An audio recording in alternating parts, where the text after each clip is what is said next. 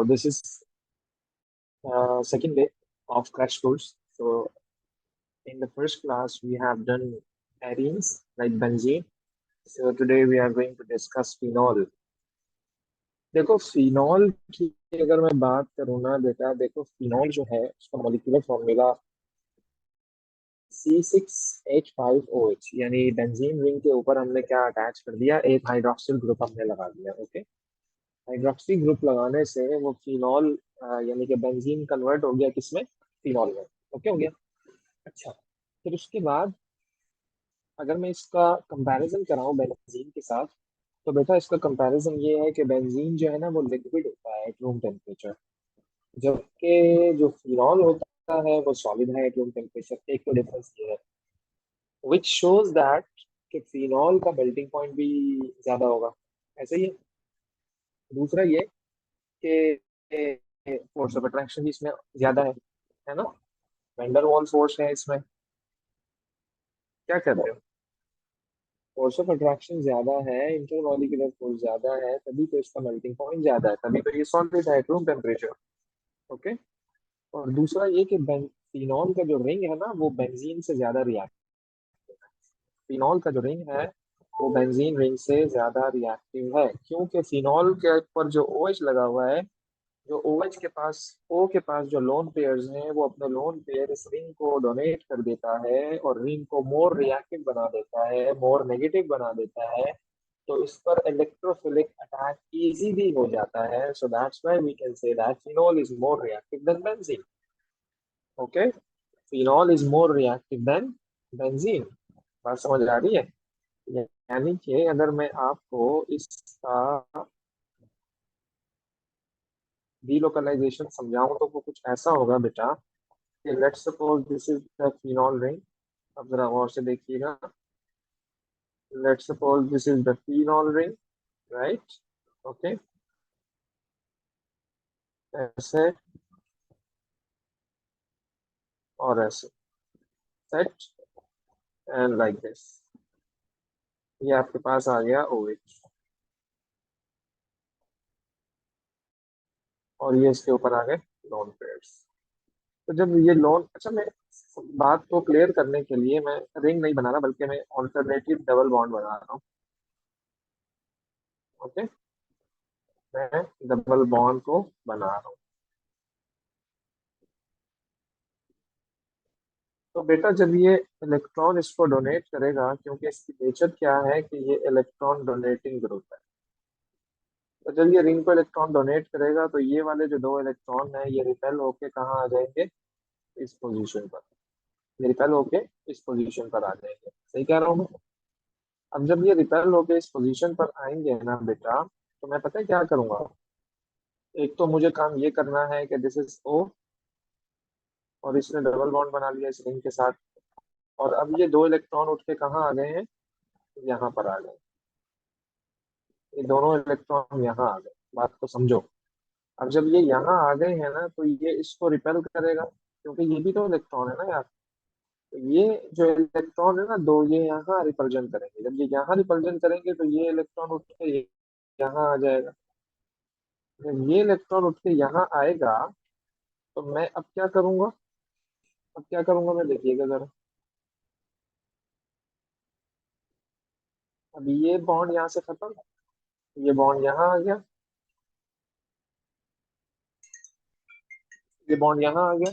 Okay, और ये आ गया आपका negative charge, pair of electron यहाँ आ गया। सही है जी? ओके। अच्छा, फिर क्या होगा, अब ये जो दो इलेक्ट्रॉन है ये इसको रिपेल करेंगे, क्योंकि ये भी तो इलेक्ट्रॉन है ना, तो ये उठकर यहाँ आ जाएगा।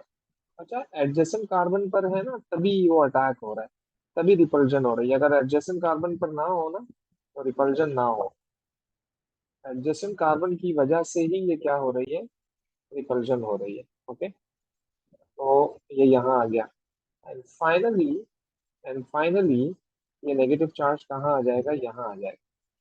तो भाई किन किन जगहों पर नेगेटिव चार्ज आया, कितनी जगहों पर नेगेटिव चार्ज आया? आप बोलोगे 3 जगहों पर नेगेटिव चार्ज आया। एक सेकंड पोजीशन पर आया, एक फोर्थ पोजीशन पर आया, और एक सिक्स पोजीशन पर आया। 2 4 6 position became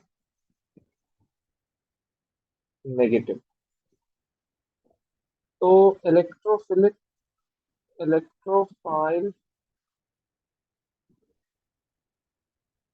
can be attached easily on these positions. On these positions. ऐसे ओके दिस पोजीशन।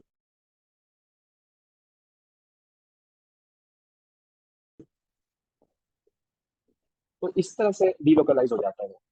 उसके जो लोन पेयर्स हैं ओ एच के वो इस तरह से रिंग में डीलोकलाइज हो जाते हैं। ओके अच्छा जी। तो जब ये डीलोकलाइज हो गए इनटू द रिंग तो तभी तो वो रिंग मोर रिएक्टिव हो गया। तभी तो हम कहते हैं कि रिंग मोर रिएक्टिव हो गया। तो OH के लगने की वजह से ये जो बेंजीन रिंग है ये मोर रिएक्टिव हो गया। अगर मैं नेचर ऑफ फिनॉल की बात करूं तो बेटा नेचर ऑफ फिनॉल ऐसी है कि फिनॉल एक वीक एसिड है। फिनॉल एक वीक एसिड है। ओके और उस फिनॉल की जो पीएच होती है वो 5 to 6 होती है अप्रोक्सीमेटली। ये वैल्यू अगर आप इसकी देखो तो 1.3 एक्सपोनेंट माइनस 10 जो कि के ए की वैल्यू इंडिकेट करती है कि ये वीक एसिड है। बेसिकली ये डिसोसिएशन कांस्टेंट होता है। और आपको पता है कि जो एसिड इजीली डिसोसिएट होता है वो स्ट्रॉन्ग एसिड है और जो एसिड इजीली डिसोसिएट नहीं होता है आप बोलोगे वो वीक एसिड है। तो फिनॉल एक वीक एसिड है क्योंकि ये ज्यादा डिसोसिएट नहीं होता है। जब ज्यादा डिसोसिएट नहीं होता है तो इसका डिसोसिएशन कांस्टेंट भी कम है। तो के ए की वैल्यू से हम ये बता सकते हैं उसकी डिसोसिएशन कितनी है कितना डिसोसिएट हुआ है और उसके बाद हम स्ट्रॉन्ग और वीक में डिसाइड कर सकते हैं कि ये कौन है। तो मैंने लिया फिनॉल। इस फिनॉल ने H प्लस आयन को डिसोसिएट कर दिया कुछ इस तरह से। ये बेसिकली आयोनाइज हो गया। ये क्या हो गया आयोनाइज हो गया पार्शियली डिसोसिएट होता है ये पार्शियली आयोनाइज होता है। तो पार्शियली आयोनाइज जब ये होता है इसका मतलब ये है कि 1 to 2% डिसोसिएशन होती है इससे। 1 to 2% आयोनाइज होता है। बहुत कम यानी कि पॉजिटिव आयन देता है। और एक स्ट्रॉन्ग एसिड को जो है ना वो ज्यादा क्वांटिटी में H प्लस आयन को डिसोसिएट करना चाहिए एक स्ट्रॉन्ग एसिड जो होता है। तो अगर तुम फिनॉल के 100 मॉलिक्यूल लोगे तो आउट ऑफ 100 मतलब हार्डली 1 से 2 मॉलिक्यूल जो फिनॉल के होंगे वो H प्लस दे पाएंगे बाकी नहीं देते हैं। सही है। अच्छा अब इसकी एसिडिटी का कंपैरिजन करवा देते हैं जो कि बहुत इंपॉर्टेंट क्वेश्चन है ये एग्जाम में आता है। एसिड की आपसे वो डिफरेंट मॉलिक्यूल्स में का कंपैरिजन पूछेगा। लाइक लेट्स सपोज आपके पास फिनॉल है आपके पास एथेनॉल है आपके पास वाटर है इन तीनों की एसिडिटी का कंपैरिजन बता देंगे। ओके तो हमने क्या किया सबसे पहले मैंने वाटर को डिसोसिएट करवाया। मैंने वाटर को डिसोसिएट करवाया फिर मैंने फिनॉल को डिसोसिएट करवाया फिर मैंने एथेनॉल को डिसोसिएट करवाया। मैंने इन तीनों को डिसोसिएट करवा दिया। ओके अच्छा डिसोसिएट करवाने के बाद फिर मैंने ये देखा कि ये बना इसका एन आयन ये बना इसका एन आयन ये बना इसका एन आयन ये 3 एनायन आपके पास बन गए। एक हाइड्रोक्साइड एनायन है एक फिनॉक्साइड एनायन है और एक एथोक्साइड एनायन है। देखो मैंने लास्ट की क्लास में भी ये बात की थी कि एक अच्छा एसिड एक शरीफ इंसान एक अच्छा इंसान जब उधार दे देता है तो वो भूल जाता है। एक कंपैरिजन बता रहा हूँ एक कंपैरिजन बता रहा हूँ तो मतलब हम ये समझते हैं कि यार ये बड़ा सीधा आदमी है भूल गया। तो एसिड ने जब H प्लस दे दिया तो बस अब वो दोबारा ना लेना यार उसको मतलब OH माइनस ने अगर यानी कि वाटर ने इसको डिसोसिएट कर दिया तो अब ये ऐसा ना करे कि ये इसको कंबाइन करे वापस पीछे चला जाए ना। फिर तो वो अच्छा एसिड नहीं हुआ ना यार। फिर तो उसका देना या ना देना बराबर है। तो जब भी हम एसिडिटी को कंपेयर करवाते हैं तो हमें इन चीजों को देखना होता है कि उसके एन आयन की स्टेबिलिटी कैसी है भाई। हमें इन चीजों को देखना होता है कि उसके एन आयन की जो स्टेबिलिटी है वो कैसी है। अगर उसका एन आयन ज्यादा स्टेबल है तो हम कहते हैं वो स्ट्रॉन्ग एसिड है। अब आप सोच रहे होगे यार ऐसा कैसे हो सकता है। भाई लेट्स सपोज ये वाला जो एन आयन है ना ये मोर स्टेबल है तो इसको क्या जरूरत है कि वो दोबारा इससे रिएक्शन करे और बैकवर्ड हो जाए। तो उसका फेवरेबल रिएक्शन तो फॉरवर्ड ही है ना, कि वो यार वो फॉरवर्ड रिएक्शन देगा, यानी H प्लस अगर दे दिया तो वो उसी उसको ऐसे ही रखे, मेंटेन करके रखे, तो वो अच्छा एसिड है, स्ट्रॉन्ग एसिड है। तो इसलिए आप भी यही काम करो कि आप इनके एनाइंस की स्टेबिलिटी को कंसीडर करो। तो अगर मैं फिनॉक्साइड आयन की आपको स्टेबिलिटी बताऊं, तो बेटा फिनॉक्साइड आयन की स्टेबिलिटी कुछ ऐसी होती है कि ये इसका एन आयन है ना, ये इसका एन आयन है। तो अगर हम इसकी स्टेबिलिटी की बात करें तो ये मोर स्टेबल है। अब आप बोलोगे क्यों? क्योंकि इसके पास जो लोन पेयर्स ऑफ इलेक्ट्रॉन आए हैं, मैं इसको दोबारा बना देता हूँ। इसके पास जो आपके पास लोन पेयर ऑफ इलेक्ट्रॉन आए हैं ना, मैं आपको बता देता हूँ, जरा देखिएगा। ये एच तो अब है नहीं, तो अब इसके पास 1 2 3 lone pair with negative charge, with negative charge. तो अब ये डीलोकलाइज हो जाता है। अब इसकी डीलोकलाइजेशन मैंने तुम्हें नीचे बता दी, मैंने आपको स्टार्ट में बता दी कि ये डीलोकलाइज कैसे होता है। तो ये डीलोकलाइज होने की वजह से इसका एनायन बिकम्स मोर स्टेबल। तो इसलिए इसका जो फेवरेबल रिएक्शन है वो फॉरवर्ड रिएक्शन है, फेवरेबल कंडीशन है। चार्ज डेंसिटी इसकी डिक्रीज हो जाती है, रिपल्जन के चांसेस कम हो जाते हैं ऑक्सीजन पर, तो वो आयन आपका स्टेबल हो जाता है, तो ये स्ट्रॉन्गर एसिड है। लेकिन एज कम्पेयर टू दिस, अगर मैं एथोक्साइड आयन को देखूं, तो एथोक्साइड आयन में ये जो आपके पास लगा हुआ है ना alkyl group, ethyl group, CH3CH2, ये इलेक्ट्रॉन डोनेटिंग ग्रुप है। ये क्या है? इलेक्ट्रॉन डोनेटिंग ग्रुप है। अब उस बेचारे ऑक्सीजन के पास ऑलरेडी लोन पेयर्स हैं, उस ऑक्सीजन के पास ऑलरेडी लोन पेयर्स है, वो भी 3 लोन पेयर्स है, और पीछे से ये एल्काइल ग्रुप भी अपने लोन पेयर को डोनेट कर रहा है। अब तुम सोचो क्या होगा, सोचो तुम क्या होगा, कि एक तो चीज उसके पास पहले से भी है, और ऊपर से ये एल्काइल ग्रुप इसको अपना लोन पेयर डोनेट कर रहा है। तो उससे क्या नुकसान होगा कि रिपल्जन इंक्रीज हो जाएगी, बात समझ रहे हो, बिटवीन इलेक्ट्रॉन्स। जब रिपल्जन इंक्रीज होगी बिटवीन इलेक्ट्रॉन्स, तो आपका एन आयन लेस स्टेबल हो जाएगा। जब आपका एन आयन लेस स्टेबल होगा, तो वो वापस नीचे चला जाएगा, क्योंकि स्टेबलाइज होने के लिए उसको दोबारा H प्लस से रिएक्शन करना है, तो वो दोबारा रिएक्शन करेगा और वो रिएक्शन बैकवर्ड हो जाएगा। मतलब ये तो अच्छा एसिड नहीं है, इसने H प्लस दिया और वापस ले लिया, तो ये तो बिल्कुल बेकार सी बात है। तो एथोक्साइड आयन यानी कि जो एथेनॉल है वो लेस स्टेबल है, यानी कि इसका एन आयन, तो ये वीकर एसिड हो गया सबसे। वैसे तो सारे वीक एसिड है, लेकिन इन कंपैरिजन ये स्ट्रांग है, ये सबसे कम है।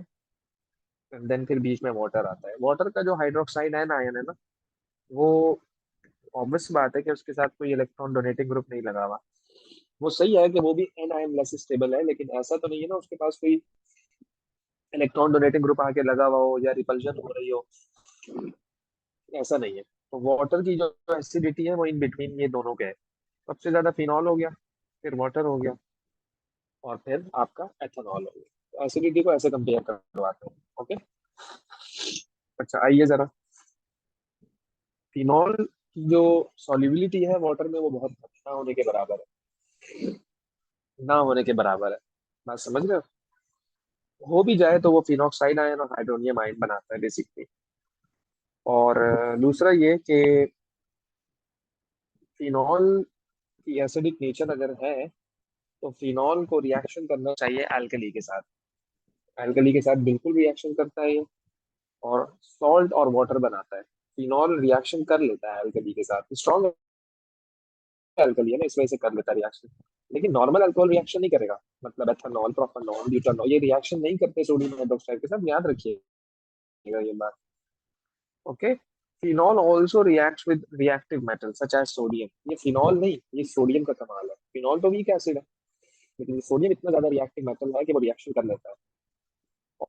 और सोडियम की ऑक्सीडेशन स्टेट अगर आप देखो 0 से +1 पे जा रहा है, तो मतलब ये रिडॉक्स रिएक्शन, ऑक्सीडेशन स्टेट का चेंज होना बहुत जरूरी है रिडॉक्स रिएक्शन, अदरवाइज फिर वो रिडॉक्स रिएक्शन होगा ही नहीं। बात समझ रहे हो? अदरवाइज फिर वो रिडॉक्स रिएक्शन होगा ही नहीं। अच्छा, अब ये एक समराइज्ड रिएक्शन है कि फिनॉल जो है वो दोनों के साथ करता है। Na के साथ भी और NaOH के साथ भी, जबकि नॉर्मल अल्कोहल Na के साथ तो कर लेगा लेकिन इसके साथ नहीं करेगा, जबकि सोडियम कार्बोनेट के साथ ये दोनों रिएक्शन नहीं करते। ये याद रखिएगा, ये बहुत इंपॉर्टेंट है, आपको बहुत हेल्प करेगा ये।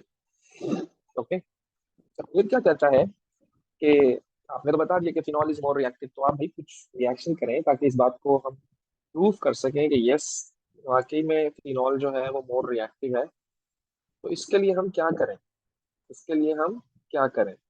तो आप ने नॉर्मल बेंजीन की नाइट्रेशन करवाई थी ना? जब हमने नॉर्मल बेंजीन की नाइट्रेशन कराई थी तो हमने उसमें नाइट्रिक एसिड लिया था और हमने उसमें सल्फ्यूरिक एसिड लिया था, अगर आपको याद हो। नाइट्रिक एसिड लिया था और सल्फ्यूरिक एसिड लिया था। तो nitric acid as a reagent लिया था और sulphuric acid as a catalyst लिया था। ओके। और 55 डिग्री सेल्सियस तक हमने हीट भी किया था। लेकिन जब तुम फिनॉल की नाइट्रेशन करवा रहे हो तो आप डाइल्यूट नाइट्रिक एसिड हो, आपको जरूरत ही नहीं है ना कॉन्सेंट्रेटेड वगैरह सब कुछ लेने की, कैटलिस्ट डालने की, हीट प्रोवाइड करने की, कुछ भी नहीं, normal temperature, no heat no catalyst, कुछ भी नहीं। तो नाइट्रेशन हो जाएगी बेंजीन की। ये देखो जरा, नाइट्रेशन हो गई, NO2 अटैच हो गया। अभी मैंने आपको कल भी बताया था कि ये जो NO2 अटैच होगा, ये मर्जी होगी इस OH की, क्योंकि OH तो इलेक्ट्रॉन डोनेटिंग ग्रुप है। OH तो इलेक्ट्रॉन डोनेटिंग ग्रुप है, तो इलेक्ट्रॉन डोनेटिंग ग्रुप आने वाले को कहाँ भेजता है? 246 पोजीशन पर। So this is electron donating group, this is EDG। ये इलेक्ट्रॉन डोनेटिंग ग्रुप है, तो इसने आने वाले को कहाँ, कौन सी पोजीशन पर शिफ्ट कर दिया? सेकेंड पोजीशन पर डाल दिया इसने। चाहो तो फोर्थ पोजीशन पे भी लगा लो, चाहो तो फोर्थ पोजीशन पे भी लगा लो, चाहो तो सिक्स पे भी लगा लो। ओके।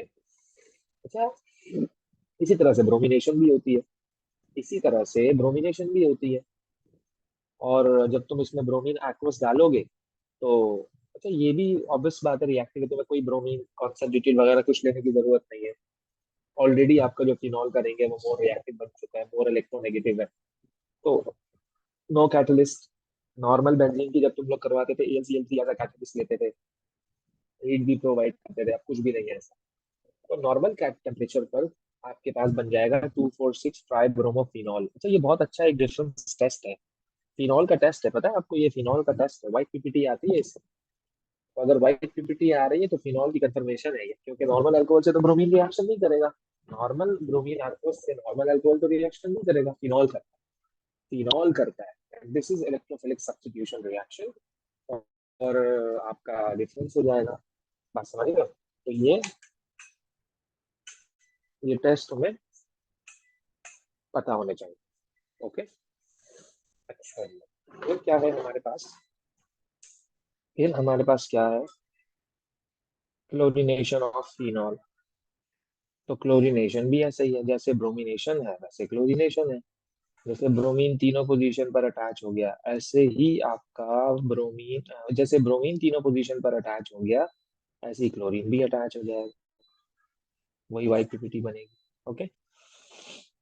अच्छा, फिर फिनॉल को प्रिपेयर करने का एक मेथड है जो कि काफी, आप इसको देखेंगे ये उसमें भी आता है, ऑर्गेनिक नाइट्रोजन कंपाउंड्स में भी, एजोडाई के उसमें ना।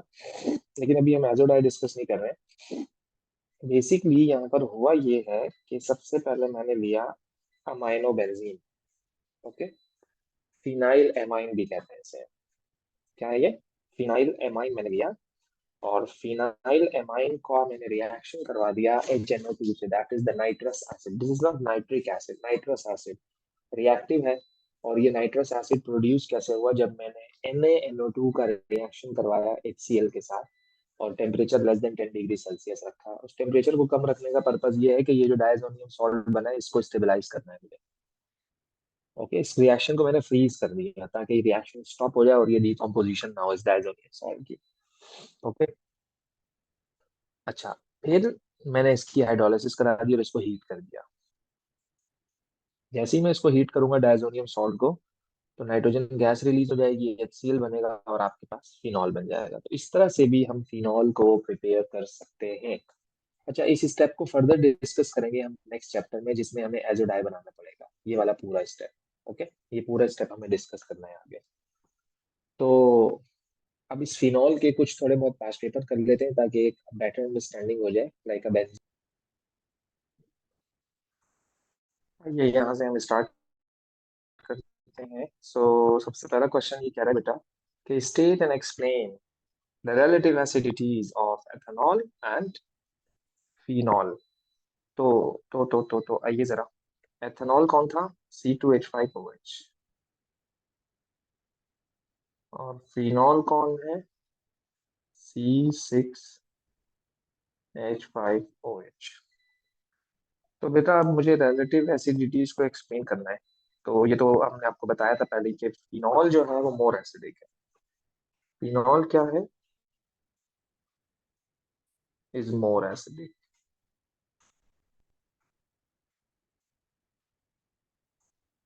ओके, बिकॉज क्यों एसिडिक है फिनॉल? है भाई कि OH bond in phenol is weaker. तभी तो आसानी से डिसोसिएट हो गया, तभी तो H+ आसानी से दे रहा है, तभी तो वो स्ट्रॉन्गर एसिड है। बात समझ रहे हो? है ना? As it dissociates easily.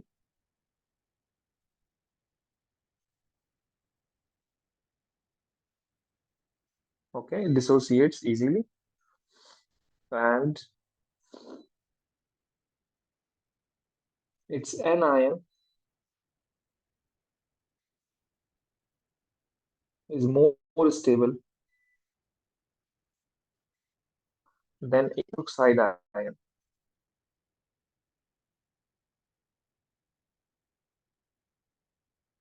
Then ethoxide ion. Okay, ethoxide ion से इसका आयन ज्यादा स्टेबल है। वो स्टेबल क्यों है भाई? वो स्टेबल क्यों है? As lone pair of lone pair of oxygen lone pair of oxygen वो कहाँ चले गए आपके लोन पेयर्स? रिंग के अंदर चले गए ना। आर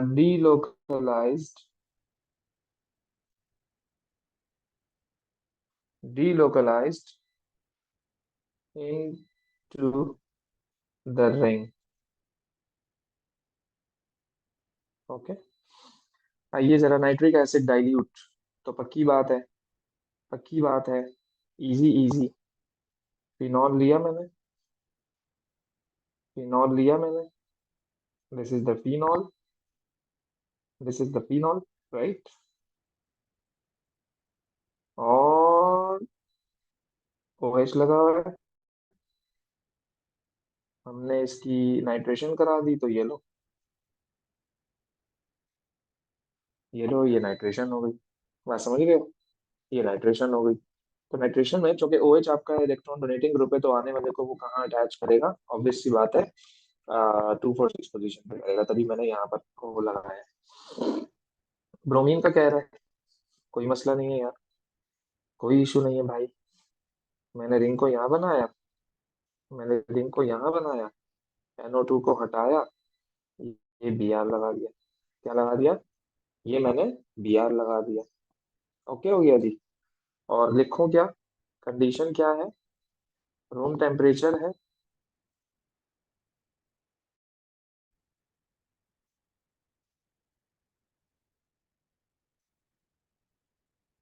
सही लिखा है रूम टेम्परेचर, है भाई। क्यों? कि आपका जो रिंग है वो ऑलरेडी रिएक्टिव था ना, तो मुझे यहाँ उसकी जरूरत ही नहीं पड़ी कोई कैटलिस्ट वगैरह लिखने की या कोई ऐसी चीज। ओके, अच्छा। और name the mechanism of the reaction forming compound E, electrophilic substitution. Electrophilic substitution. Benzene ring में हमेशा यही होता है।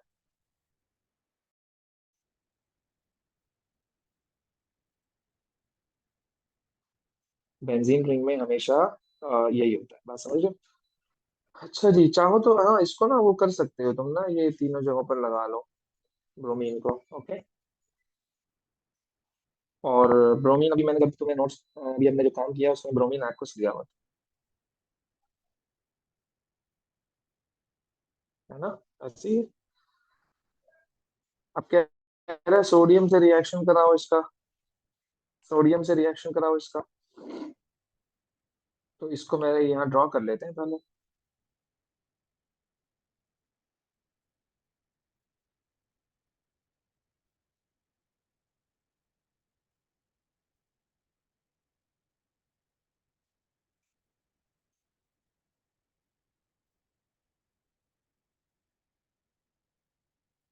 ठीक है। यहाँ कौन लगा हुआ है, NO2।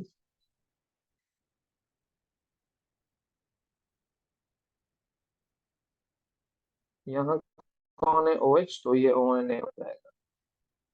ये क्या हो जाएगा, ONA हो जाएगा, और हाइड्रोजन गैस रिलीज होगी,